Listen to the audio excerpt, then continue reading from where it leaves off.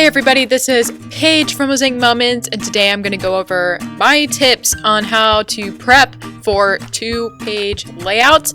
If you haven't already, go check out our previous video. You can click on the top right corner and that'll take you to my previous video about prepping pages, and that's going to go over the whole process and it's going to go over choosing colors. Today I'm not going to be focusing on choosing colors as much, although I'll talk about it a little bit. But I do want to go over mainly how to pick 2 different patterns for your 2-page spread. So right here on the screen, you probably see all these different animals. So I have all these pictures I took during a trip to the zoo. Right here I have over 80 photos, although I took well more than that. So just like last time in my last video, you're going to look at how many photos you have and about how many you want to put on a page. It doesn't have to be a perfect number. So I have a lot. So I want to put as many as possible on at least one of the layouts. So for one of the layouts, I know I don't need a focal point. On one, I probably will add a focal point, but for now, my goal is, and just like last time, you need to think of your goal, your main goal, with at least one of your pages for your 2-page spread. So just start with 1 page. So I know for one of my layouts, my goal is to get as many photos on as possible. So, and like I said, I don't have any particular focal point photo in mind because there are just so many different animals, it's kind of hard to pick anyway. So now I'm going to go to the pattern gallery. Okay, so this is the pattern gallery. You can get here by going to mosaicmoments.com/patterns, or you can go to mosaicmoments.com and click on patterns. So when you go on patterns, you'll start at number 1. You'll see number 100 first. And if you want, so you have to kind of decide on how many photos you want in your layout. And one of the best ways to pick a pattern is by going up here where it says number of design spots. So if you don't have very many, if you have, I especially recommend the 1 through 9 image spots. If you have a lot of 4x6 photos that really cannot be cropped very small, you're going to find layouts with larger spots here. And of course, the more photos you have, the higher amount you want to look at. And I have a ton of photos, like I said, so I'm going to look at the 30 plus image spots. And so this is where you're going to find a lot of patterns that provide a lot of space for a lot of photos. So, and there's so much I could use. I know for my layout, I don't really want a focal point on the layout with a lot of photos, so I may skip ones like this where there's a big square in the middle, although I could use that. I really love for, let me see if I can find it. I guess it's not on here. There's one particular I really like. It's in the most, if you want a lot of photos, a lot of our mostly square patterns also provide for a lot of photos. If you go under select category, click on mostly squares, it will provide you with patterns that fit a lot of photos as well. It may not be 30 plus, but it may be close. So like this one has 29 design spots, so that's a lot. There was one I really like. Let me look for it.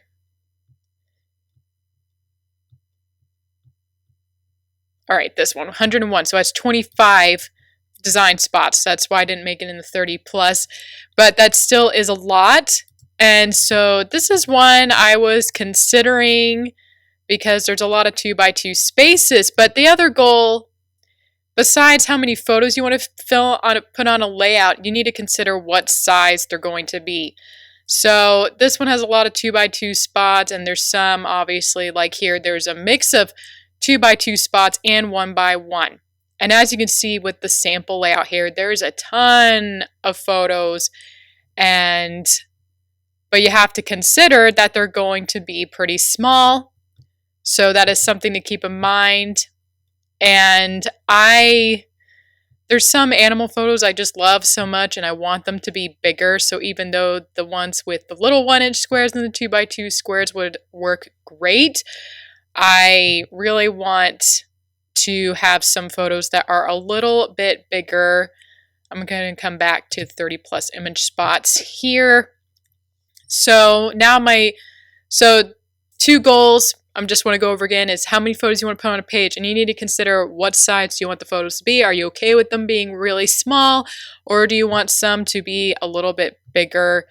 And here you can see there's one 4x4, but there's all these, the rest of the spaces are pretty tiny, and some of these I'm just not interested in. You kind of have to see what pops out to you. And what my eye is really being drawn to this one. And even though there's a lot of little 1-inch squares, I know I keep showing the sample page over it, but there is quite a few 3x3 size squares. So that gives me a little bit bigger of a size that I would prefer. There's one 2x2 spot, and then there's all these 1x1. So I can still fill in a lot of photos, but I still also get those kind of medium-sized photos that'll fill the 3x3 space. So that is exactly what I want. It's a pinwheel pattern. I know it's called mostly squares, but it has a rotational balanced design. So that's it's basically a pinwheel pattern. So with pinwheel patterns, they can go with just about any other kind of pattern. So this is my first one. And again, just do one layout at a time. So pick one layout, and I know it's a pinwheel, and if you choose a pinwheel, it goes with just about anything else. Okay, so before I move on, I want you guys to go check out, if you haven't already, go check out our article on 2-page spreads. They're all really easy ideas, and I do talk about the pinwheel patterns in that one. So if you need an idea of which kind of patterns go well together, go check out the article. I have a link in the description below so you kind of know what to look for your 2-page spreads. So anyway, so again, I have a pinwheel pattern, and the key is, one of my rules for 2-page spread is that your 2 layouts need to have something similar. So this one has a lot of squares, so what I'm going to do is make sure my second pattern has at least 1 or more squares so that the 2 kind of relate together. And again, since this is a pinwheel design, it kind of can go with any other category on the pattern gallery. So my pinwheel layout really did not have a defined focal point. I know there's a little 2x2 square. It could be the focal point, but it's not like a very big, very noticeable focal point. And so I know my second layout needs to have a clear focal point. So that's the goal. If your first layout is one of the rotational designs, like a pinwheel pattern, and there really is not a defined focal point, so that would be layouts where everything's kind of equally balanced. I recommend choosing, for your second layout, choosing a pattern that does have a very obvious focal point. I'm going to show you which one I will pick. So in order to do that, just like in the previous video, you're going to choose the photo that will be your focal point. And as you can see, I have so many photos to choose from. And there's so many great shots. I have one of those cases where it's so hard to pick a specific photograph, and so it took me a little bit to really narrow it down, but I decided to go with this one of the peacock. And it kind of goes along with the story. When I went to this particular zoo, they had a bazillion peacocks everywhere. They were just all over the place, and they really stuck out to me, so I decided to make the peacock the center of attention on my 2-page spread. And plus, those feathers are really amazing. I have this shot over here as well. But I really could go either way. But this one, you see all the feathers are poking through it. I'll have to save it for another time, but I think this one would maybe take too much attention away from my page and maybe be a little bit too busy with all the feathers. So I kind of like this one here. So since this is a vertical photo, what I'm going to do is pick a pattern that will fit this vertical space. And the second thing I want to look at, so if you have a really busy pattern, so the pattern I just picked out had a lot of photo spots, which means it's going to look very busy. And so what I recommend is if you pick a busier layout, try to find a layout to balance it out. Find a page pattern that is not quite so busy. It could be extremely simple. I have a lot of photos, so it probably won't be like a very simple design because I want to fit in a lot of photos still. But that is my recommendation. If one of your layouts has a lot of really small design spots and you know it's going to look pretty busy, find a pattern that's really simple to balance it out. So I'm going to take a look at the pattern gallery. Okay, so this is where I left off before. Just a reminder, I picked pattern 124. It has 33 design spots, which is a lot for a traditional scrapbook layout. And just so you know, there is these little 1 by 1 inch squares, and I'm going to go over how to print that. So at the bottom of the pattern gallery, I will click this arrow in the corner here, put me up to the top. And let's go back to patterns. And for this one, what you could do if you want to find a simpler design is look in the 1 through 9 image spots. You can look this way if you want to. You could also, since I picked a pattern with a lot of squares, those are all from die set A. So what I could do is come and click here. And over here, I have it set as any. You can just do just as well. So just will show you only the patterns that only will have set A, just like my previous one, or you can click any and it'll show you patterns that also have other die sets as well. And another pattern with just all squares again might seem a bit too busy for a 2-page spread. So anyway, I'm just going to scroll through here and see which patterns could fit a whole 4x6 photo. That's what I want. So also at the focal point, you need to decide what photo you want it to be. I want it to be a full 4x6 photo, and I need a vertical space. So there's this one here, but this one's kind of an asymmetrical pattern, and I'm not really feeling the asymmetrical. I'm not going to choose another pinwheel pattern because that would be too similar to what I have. This one could work, but there's really only that one square section. So it really limits. And this one here, anyway, deciding on the size of the photo really limits what patterns to look for. This one could fit my photo, but it's also a pinwheel and I don't want 2 photos that size. This one here could be potentially a good one, but my goal is not to have a mosaic pattern. So if you know you don't want to do a panorama or a mosaic, that limits what you want to do as well.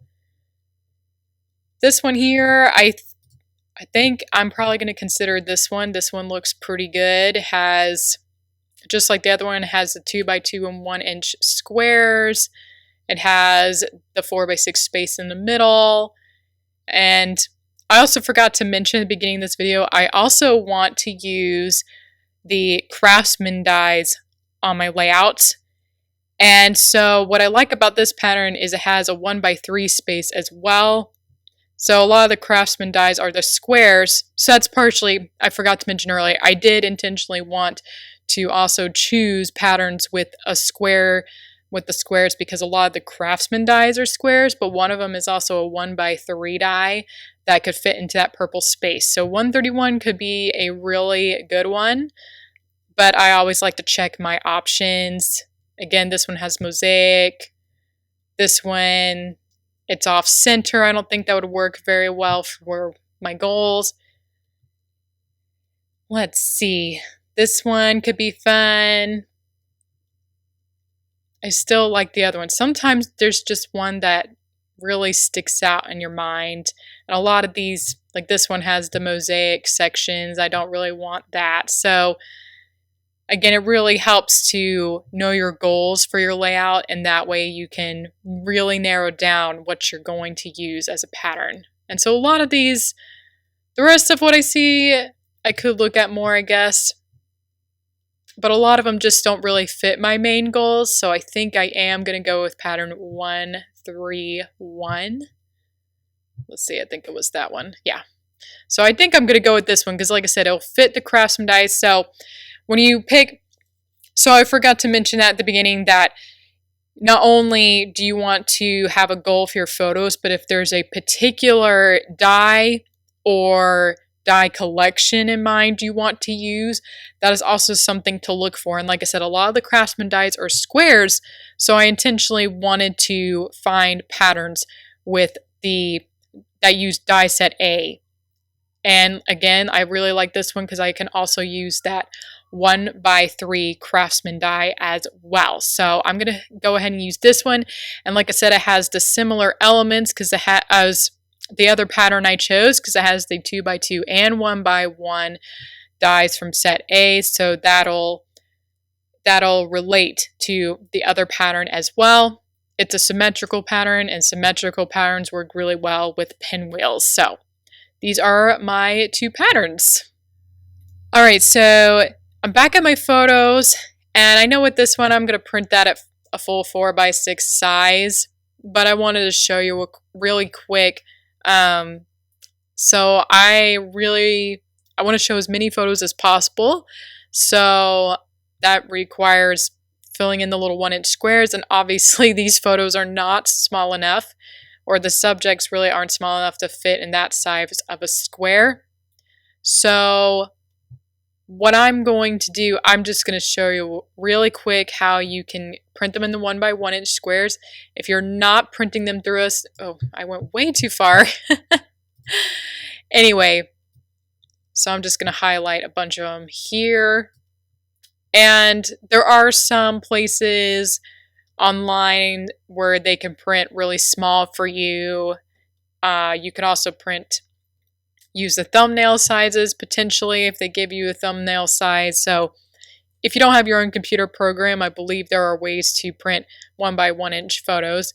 But if you are using a computer program, for me, I highlight, and I'm just highlighting this as an example.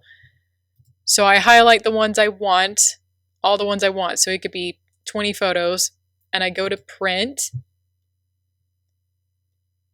And there should be, all your photos should show up here, and everyone's computer and photo program is going to be different. I'm using Photos that's provided on the Macintosh computers. And when I go to print, there is a custom option. And by the way, this also is different depending on what printer you have. I am using an Epson printer. Right now, the custom option I have at 1.9 by 1.9. This is a size I sometimes use if I want it to fill in the 2x2 size on the grid. Well, it would have to be 2.1 at least. So this is more like if I want to mat a 2x2 photo.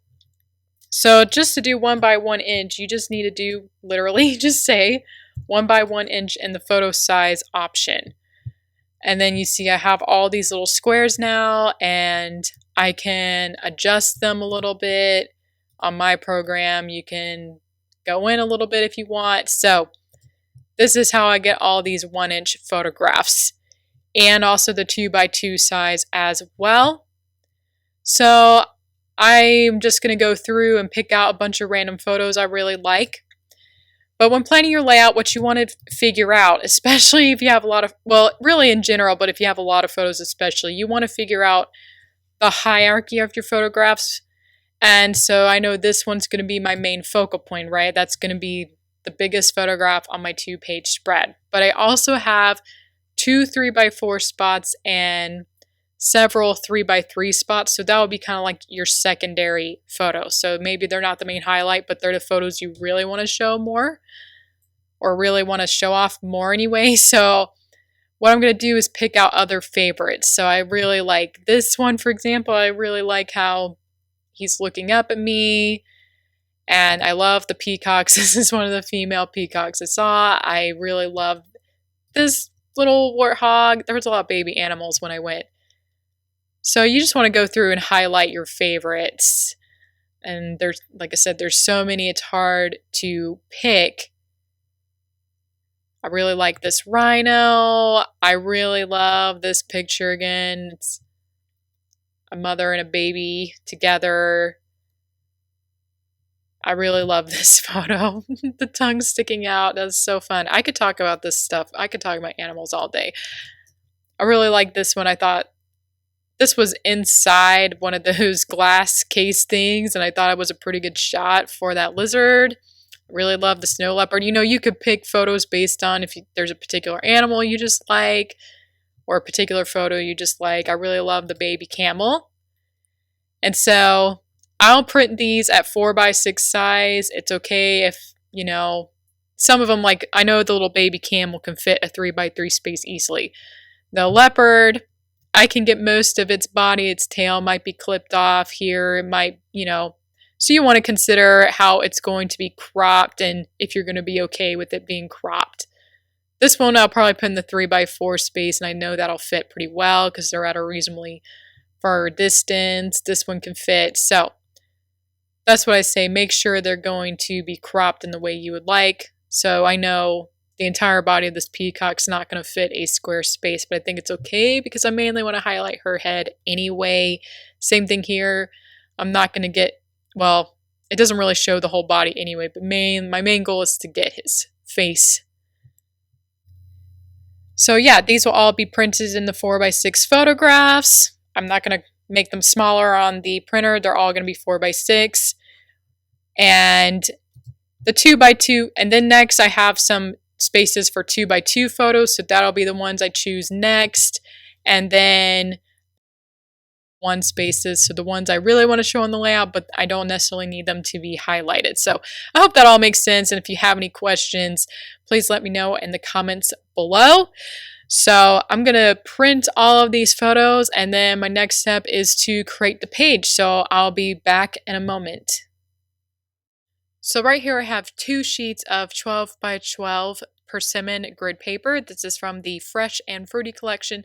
Like I said earlier today, I'm not really going to go over too much about picking colors, so go see my last video if you have questions about that. But I really like this paper because it's a nice neutral color, but there's multiple colors within the design, so it won't be too boring. So usually with animal pictures, I like to use a neutral background because a lot of the animals are brown, really, and so I think persimmon will make it a little bit less boring than just choosing a solid brown color like I usually would.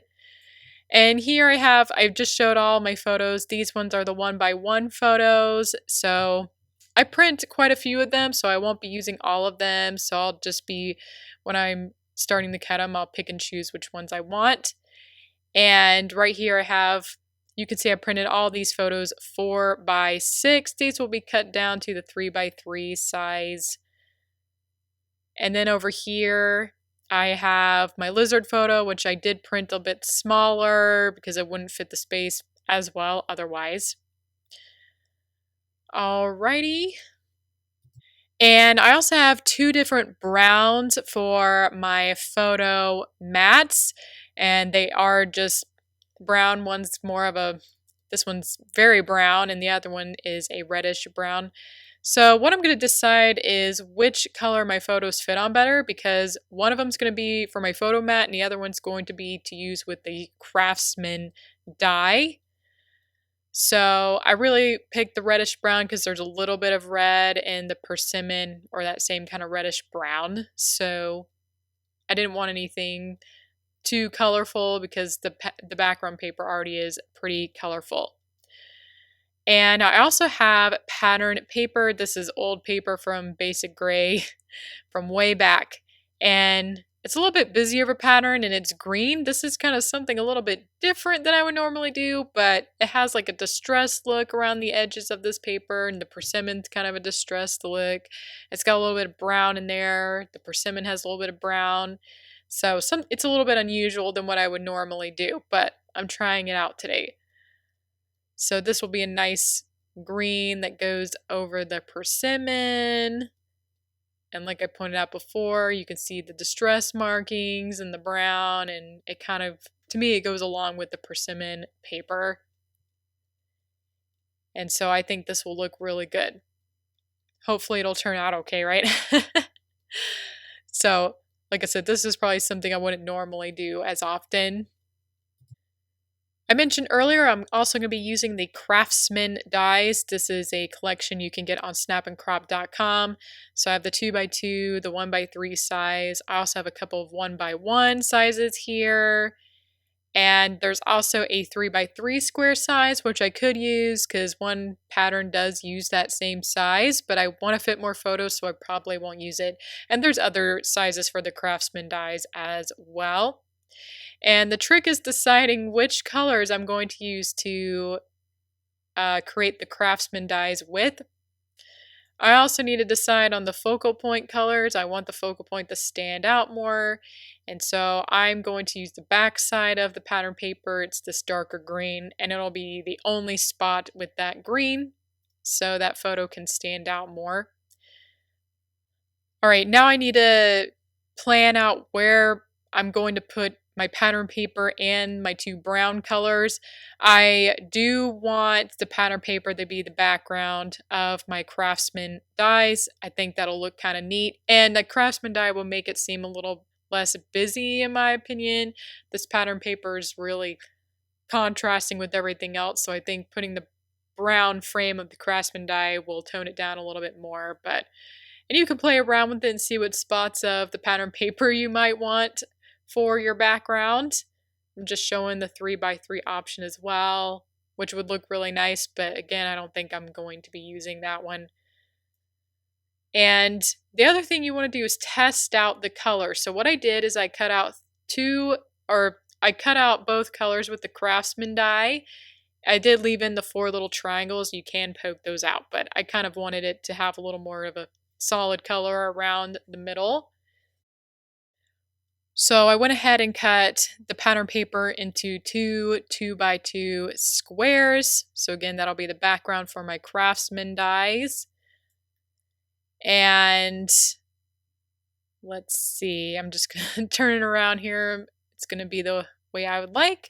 And then what I do, I like testing out my colors. So I'm going to see how both of these look over the pattern paper. I have the dark brown and I have the reddish brown. And I'm liking the reddish brown. Either one could be really great, but the reddish brown kind of is complementary over the green because green and red are complementary. Like I said, the other brown looks good, and I certainly could pick it, but that reddish brown stands out more, and I think it's because of those red tones on the green. All right, so I'm leaning towards the reddish brown, and all my Craftsman dies will have the same look. They'll all have the same pattern paper and that same brown color for the frame or Craftsman die cut. And the next thing I want to do is look at my photos and see which of the cardstocks would be best for the matting. So I just grab a few photos. You don't have to do this with every single one, but one, it stands out a little bit on the red. Those animals, a lot of the animals have reddish tones in their fur. But I don't know, I might be liking the darker brown a bit more. Again, it could go either way, but I'm kind of, for my eye, I'm kind of feeling like the photos stand out a bit more on that darker brown. And I think it's because a lot of the animals have red tones in their fur, and so they don't stand out quite as much on that reddish brown. And so I'm going to be using the dark brown as the mats for my photos. So at this point, I decided to use the reddish brown for my Craftsman die cuts, and I'm going to use the darker brown color for the backgrounds for my photos. So I'm going to go ahead and cut all my mats and photos, and I will be back in a moment. Alright, so this is my layout design. All the empty spaces are where my little 1x1 inch photos are going to go. So as you can see, I have the one big green space and the Craftsman dies over the pattern paper, which I think looks really good and better than I thought it would actually. So yeah, I just think it's nice to look over, before you add your photos, look over the whole page and make sure it's the colors you like and the placement is good. And then, of course, you can start adding your photos. I cut these all into the 3x3 layering size, and I'm just playing around, seeing where I want to place them. I like to have the photos so the subjects are facing the middle. You don't want the animals to be like that leopard is looking very, very sharply to the right, and I wouldn't want him on the right side of the layout because then it makes your eye turn away, look away from the layout. You want it to be looking towards the inside of the page. I have the two by three spots and the 3x4 spots, and now I'm adding my 2x2, which I did print much smaller. The two photos on the top with the cheetahs and the little monkeys, they were taken from further away, so they were printed at 4x6 also. These ones, so now that I'm adding the little 1-inch squares, I have this 1-inch punch. If you don't have a 1-inch punch, you can use the 1x1-inch die from set A. It's the smallest die in that set, but I find using the punch to be much easier. And we do usually have this punch on snapandcrop.com.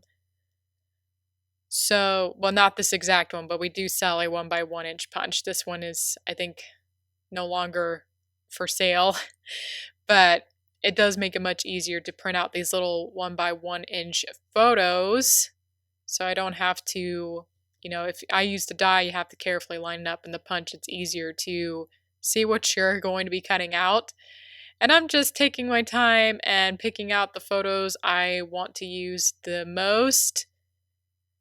And they're so tiny. I mean, it's really nice to have the tiny photos because it allows you to add more photos to your page. But again, they are going to be very tiny.